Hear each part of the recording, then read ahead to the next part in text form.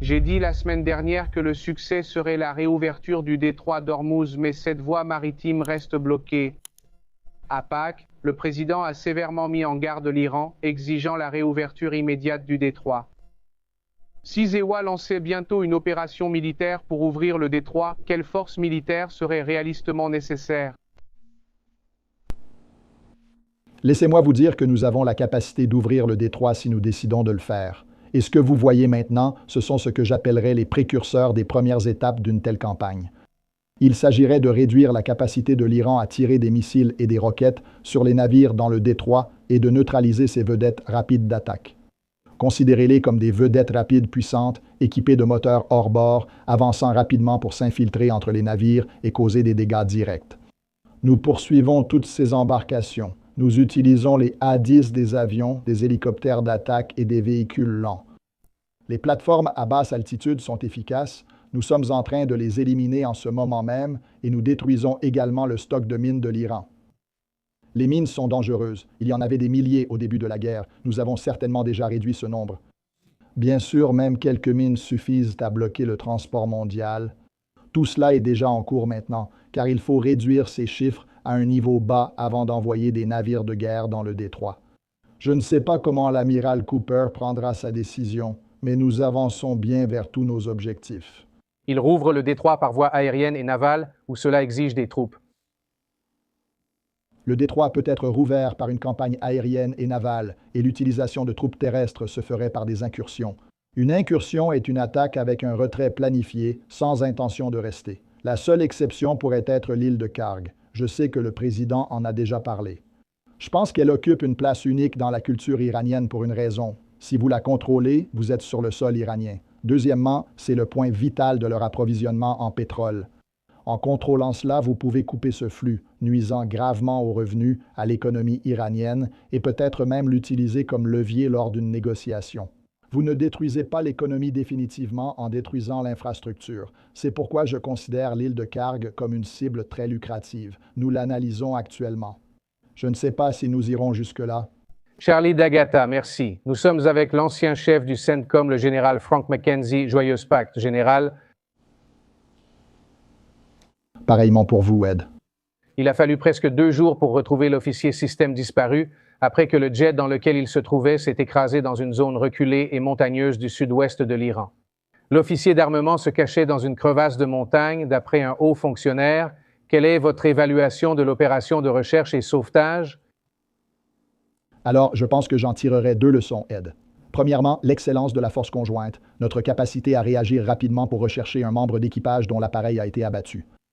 Nous nous entraînons sans relâche pour cela. À chaque mission en territoire ennemi, nous avons des plans précis pour secourir nos équipages. C'est essentiel pour nous. Être comme des combattants américains. Ce plan a été appliqué et, selon moi, exécuté très efficacement. Comme il y a toujours quelqu'un au sol, peut-être blessé, ils doivent atteindre un endroit où ils peuvent se cacher, jusqu'à ce que nous arrivions à eux. Tout cela a semblé très bien fonctionner.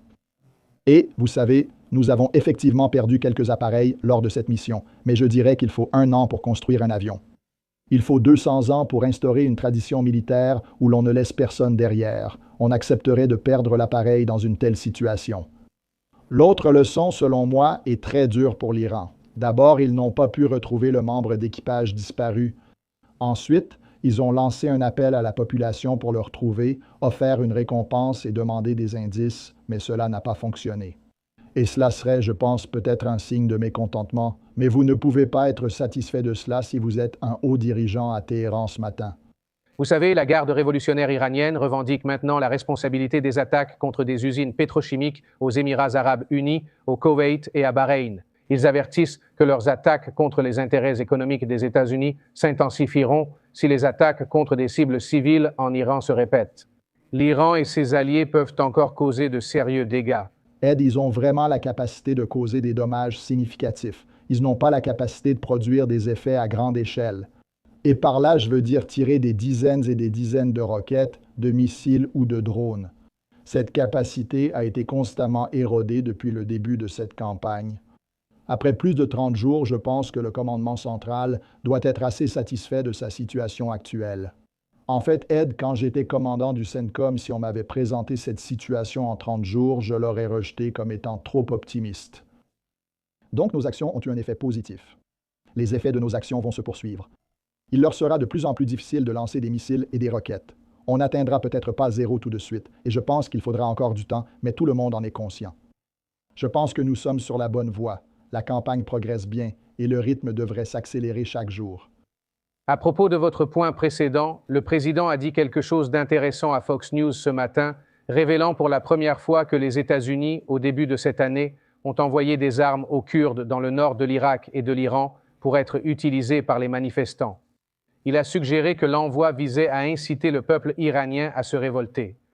Mais mercredi, dans son grand discours clarifiant l'objet de la guerre, il a déclaré que la campagne ne visait pas un changement de régime. S'ils arment maintenant les manifestants, qu'est-ce que cela peut signifier? Il faut faire pression sur ce régime par tous les moyens. Armer les Kurdes accentue la pression sur le régime iranien. Nous savons par l'histoire que la direction en Iran réagit lorsqu'une pression existentielle est exercée sur le régime. Armer les Kurdes vous rapproche d'un pas de cet objectif. Même si votre objectif final n'est pas le changement de régime, amener le régime de Téhéran à un point où il conclura un accord qui nous convient sera le résultat inévitable d'une pression intolérable exercée sur eux. Je pense que tout cela y contribue. Vous avez dit la semaine dernière que le succès pour la Maison-Blanche serait la réouverture du détroit d'Ormuz, mais ce passage vital reste bloqué. Le président, ce matin de Pâques, a utilisé un langage fort pour menacer l'Iran pour qu'il rouvre le détroit. Si les États-Unis lancent une opération militaire dans les prochains jours pour ouvrir le détroit, que faudra-t-il militairement? Eh bien, laissez-moi. Nous pouvons ouvrir le détroit si nous le souhaitons. Ce que vous voyez sont les premiers signes et étapes d'une telle campagne. Il faut réduire la capacité de l'Iran à lancer des roquettes et des missiles dans le détroit contre les navires de guerre et éliminer ses embarcations d'attaque rapide. Pensez à elles comme à des vedettes rapides, de grands bateaux puissants qui avancent et s'infiltrent entre les navires pour causer des dégâts directs. Ce que nous faisons, c'est les traquer toutes. C'est précisément là que les A-10, les hélicoptères d'attaque et d'autres aéronefs lents volant à basse altitude sont extrêmement efficaces. Nous sommes en train d'éliminer ces embarcations en ce moment même. De plus, nous travaillons à éliminer le stock de mines de l'Iran. Les mines sont dangereuses. Il y en avait des milliers au début de la guerre. Nous avons certainement beaucoup réduit ce nombre. Quelques mines suffisent à bloquer le transport mondial. C'est ce qui se passe en ce moment et il faut réduire ces risques avant d'envoyer vos navires de guerre pour vraiment tester la zone. Dans les 30 dernières secondes qu'il nous reste, général, résumé. Le président disait que cela prendrait seulement 2 à 3 semaines. Vous êtes d'accord ou cela prendra plus de temps? Non. Vous savez, j'hésite toujours à donner un calendrier pour une opération militaire comme celle-ci. Mais les Iraniens feraient bien d'écouter le président Trump quand il dit qu'il va les attaquer, car il a déjà prouvé qu'il est prêt à le faire. D'après sa dernière déclaration et nos actions dans la guerre, si le président dit que nous ferons quelque chose, il est probable que ce soit le cas. La direction iranienne doit tenir compte de ce fait. D'accord, Général Mackenzie, joyeuse Pâques. Merci d'être venu ce matin. Merci à vous.